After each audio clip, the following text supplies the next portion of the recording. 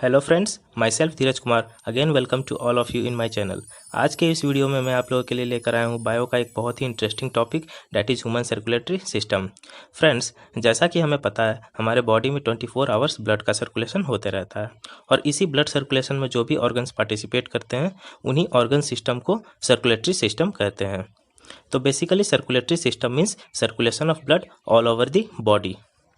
हमारे पूरे बॉडी में ब्लड कैसे फ्लो करता है, जो हम ऑक्सीजन इनहेल करते हैं वो कैसे बॉडी के हर एक सेल्स में पहुंचता है और सेल्स में जनरेटेड कार्बन डाइऑक्साइड कैसे बॉडी के बाहर आता है, क्या क्या मेजर ऑर्गन्स हैं इनके, वो सब एक एक करके हम लोग इस वीडियो में देखेंगे।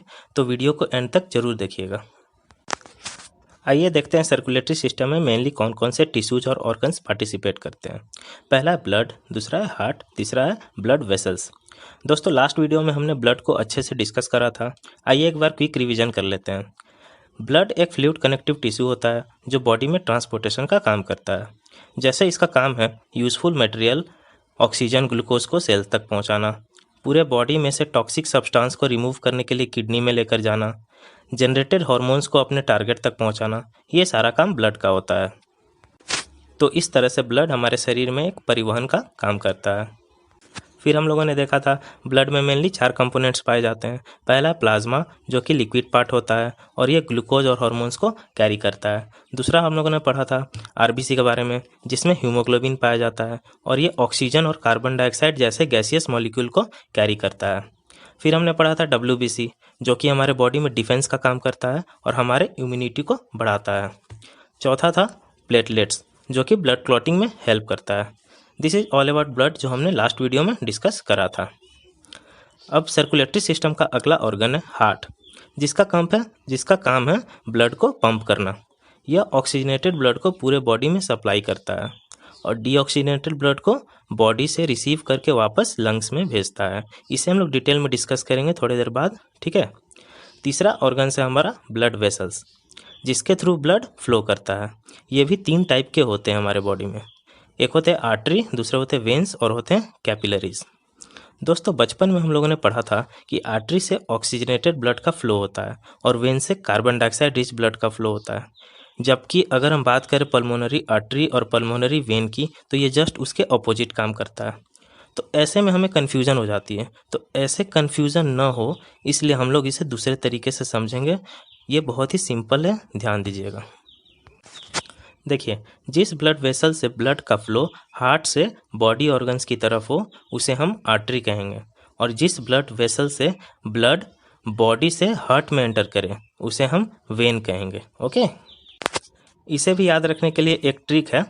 आर्टरी ए लेटर से स्टार्ट होता है और ए से हम याद रखेंगे अवे फ्रॉम द हार्ट, और वेन इसके जस्ट अपोजिट होगा, that is towards the heart. ये आर्टरी और वेन्स फर्दर बहुत पतले पतले ब्रांचेज में डिवाइड होकर बॉडी के हर एक सेल से जुड़े होते हैं, जिसे हम कैपिलरीज कहते हैं। इसे हम लोग फिगर में अच्छे से देखेंगे, ठीक है। आइए इस पूरे सिस्टम को हम लोग प्रैक्टिकली समझने की कोशिश करते हैं, ठीक है। जैसे जो घर में हम सामान यूज़ करते हैं, ये सब फैक्ट्री से व्हीकल के जरिए डिफरेंट रोड्स होते हुए हमारे घर तक पहुँचते हैं। ओके, जहाँ पर फैक्ट्री हो गया आपका हार्ट और घर हो गया आपका सेल्स, और इन दोनों को कनेक्ट करने वाला रोड हो गया आपका ब्लड वेसल्स।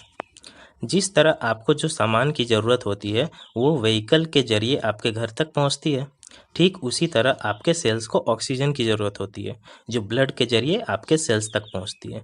यानी यहाँ पर हमने ऑक्सीजन को सामान यानी गुड्स कंसीडर किया और ब्लड को व्हीकल कंसीडर किया। फर्दर यहाँ रोड्स भी हम 2 तरह के देखते हैं। एक होता है एनएच, नेशनल हाईवे या मेन रोड, जिसे हम आर्टरी कंसीडर कर सकते हैं, और दूसरा होता है स्ट्रीट रोड, जो हमारे घर तक पहुँचता है। इसे हम कैपिलरी कंसीडर कर सकते हैं, जो कि सेल्स तक पहुँचता है। अब हम लोग फिगर के जरिए देखते हैं कि हमारे बॉडी में ब्लड कैसे फ्लो करता है, कैसे जो हम लोग ऑक्सीजन लेते हैं वो सेल्स तक पहुँचता है, ठीक है। इस फिगर में हम देख सकते हैं कि लंग्स और हार्ट के बीच में एक सर्कुलेशन हो रहा है, जिसे हम पल्मोनरी सर्किट कहते हैं, और दूसरे तरफ हार्ट और बॉडी के बीच जो ब्लड सर्कुलेशन हो रहा है उसे हम सिस्टमेटिक सर्किट कहते हैं। फ्रेंड्स, जो ऑक्सीजन हम लोग इनहेल करते हैं वो हमारे लंग्स में पहुंचता है। बट क्या आपने कभी सोचा है कि जो ऑक्सीजन एयर में प्रेजेंट होता है वो हमारे ब्लड में कैसे चला जाता है? फ्रेंड्स, हमारे लंग्स में बहुत सारे छोटे छोटे स्फेरिकल शेप के एल्वियोली प्रेजेंट होते हैं जो कि दूसरे तरफ ब्लड वेसल से कनेक्टेड होते हैं। यही एल्वियोली में ऑक्सीजन आकर डिफ्यूजन करने के बाद ब्लड वेसल में चला जाता है। फिर ये ऑक्सीजन पल्मोनरी वेन के जरिए हार्ट के लेफ्ट साइड में एंटर करता है। चूँकि यहाँ ब्लड का फ्लो लंग्स से हार्ट की ओर हो रहा है, इसीलिए इस वेसल को हम लोग पल्मोनरी वेन कहेंगे। पहले ही मैं बता चुका हूँ कि वेन वो ब्लड वेसल होता है जो ब्लड को हार्ट में लेकर जाता है। फिर हार्ट उस ब्लड को पंप करता है और ये ऑक्सीजनेटेड ब्लड आर्टरी के थ्रू पूरे बॉडी पार्ट्स में फ्लो करता है। जैसा कि मैं पहले ही बता चुका हूँ कि आर्टरी वो ब्लड वेसल है जो ब्लड को हार्ट से बॉडी पार्ट की तरफ लेकर के जाता है। और यही आर्टरीज फर्दर बहुत सारे कैपिलरीज में डिवाइड होते हैं। ये कैपिलरीज बॉडी के हर एक ऑर्गन्स और उनके सेल्स से जुड़े होते हैं, जैसे स्टोमक से जुड़े होंगे, किडनी से जुड़े होंगे, सबसे जुड़े होंगे। इसी कैपिलरी के थ्रू ऑक्सीजन पूरे बॉडी के सेल्स तक पहुँच जाता है। अब देखिए सेल में क्या होता है। वहाँ सेल में ऑक्सीजन ग्लूकोज के साथ रिएक्शन करके कार्बन डाइऑक्साइड, वाटर और एनर्जी बनाता है। इसे हम सेलुलर रेस्पिरेशन कहते हैं। यानी कि हम कह सकते हैं कार्बन डाइऑक्साइड का फॉर्मेशन हमारे बॉडी में सेल्स में होता है। फिर यही कार्बन डाइऑक्साइड कैपिलरी के थ्रू वेन में चला जाता है और ये वेन उसे वापस हार्ट के राइट साइड में लेकर के आता है। फिर यही हार्ट पंप करके डीऑक्सीजनेटेड ब्लड को लंग्स में भेजता है पल्मोनरी आर्टरी के थ्रू। चूँकि यहाँ ब्लड हार्ट से लंग्स की ओर फ्लो करता है, इसलिए इसे हम पल्मोनरी आर्टरी कहते हैं।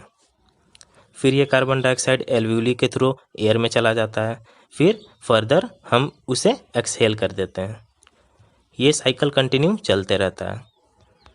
तो इस तरह हम लोगों ने देखा कि जो ऑक्सीजन मैंने इनहेल किया वो बॉडी के हर एक सेल्स तक पहुंचा। सेल में वो ऑक्सीजन कार्बन डाइऑक्साइड का फॉर्म ले लिया, फिर वही कार्बन डाइऑक्साइड वापस लंग्स तक पहुंचा, फिर हम लोगों ने उसे एक्सहेल करके बाहर निकाल दिया। तो यहाँ हम लोगों ने देखा कि एक पूरे साइकिल में ब्लड को 2 बार हार्ट से होकर गुजरना होता है। इसीलिए हमारे बॉडी में जो सर्कुलेशन हो रहा है इसे हम लोग डबल सर्कुलेशन भी कहते हैं। यदि कभी ऐसा क्वेश्चन आया कि हमारे बॉडी में गैस एक्सचेंज कहाँ होता है, जैसे कि प्लांट्स में गैस एक्सचेंज स्टोमेटा में होता है, तो दोस्तों हमारे बॉडी में 2 जगह गैस एक्सचेंज होता है। एक हमारा एल्वियोली में और दूसरा हमारा सेल में। अब आइए हम लोग आर्टरी और वेन में कुछ डिफरेंसेस की बात करते हैं। दोस्तों, आर्टरी डीप रूटेड होती है, मीन्स हमारी स्किन में थोड़ी गहराई में होती है, जबकि वेन्स सुपरफिशियल होती है, मीन्स इनमें ये थोड़ी सी ऊपर ऊपर होती है, जो कि हमें ग्रीनिश ब्लू कलर का बॉडी में दिखाई देता है। आर्टरी थिक वॉल्ड होती है, जबकि वेन थिन वॉल्ड होती है। ओके, और लास्ट है हमारा आर्टरी में वल्व नहीं होता, जबकि वेन में वल्व प्रेजेंट होते हैं। देखिए, यहाँ आर्टरी में ब्लड बहुत तेज़ी से फ्लो करता है, क्योंकि ये जस्ट हार्ट इसे पंप किया हुआ होता है, इसलिए ये थिक होते हैं और डीप रूटेड होते हैं।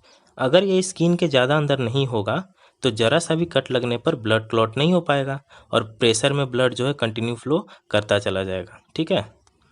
वेन्स में क्या होता है? वेन्स में ब्लड आराम आराम से फ्लो करता है, क्योंकि ये धीरे धीरे कार्बन डाइऑक्साइड को एब्जॉर्ब करके हार्ट की ओर बढ़ता है, तो इसमें कोई भी प्रेशर नहीं होता है। इसलिए इस वेसल में वल्व होते हैं जिससे वो फ्लो बैक ना करे।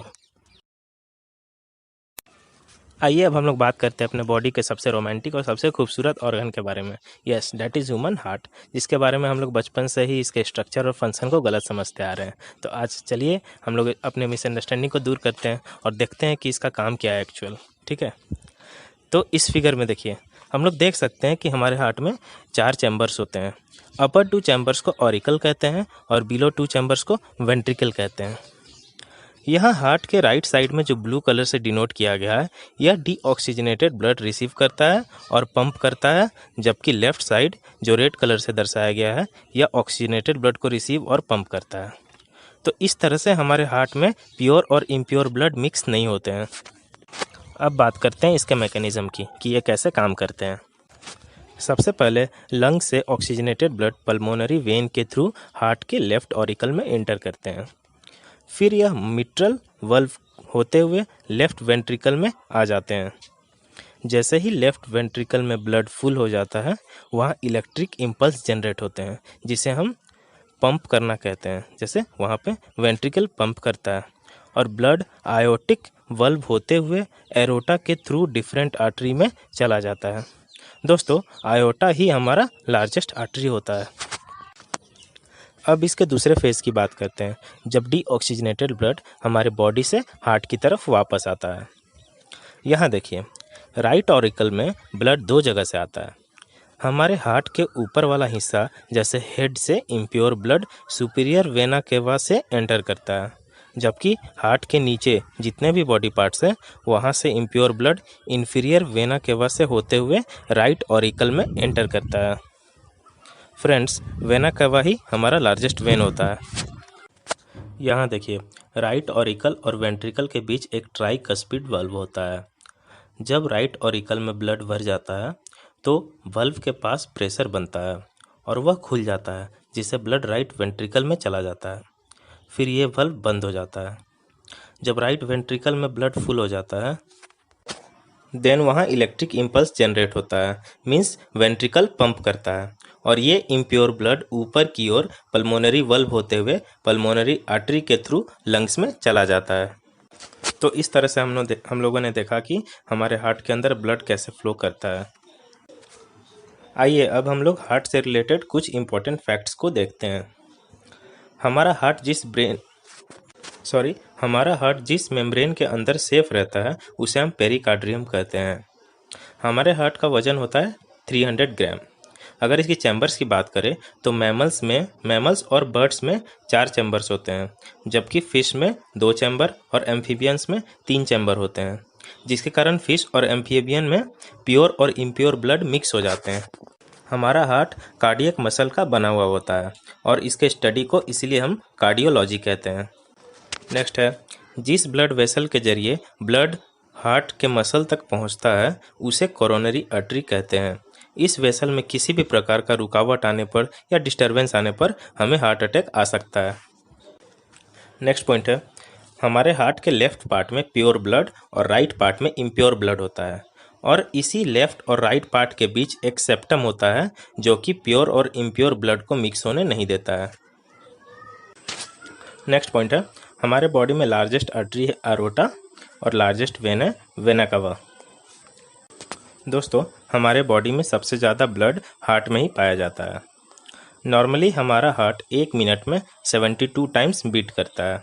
यही इन्फेंट्स में 80 to 100 टाइम्स होता है।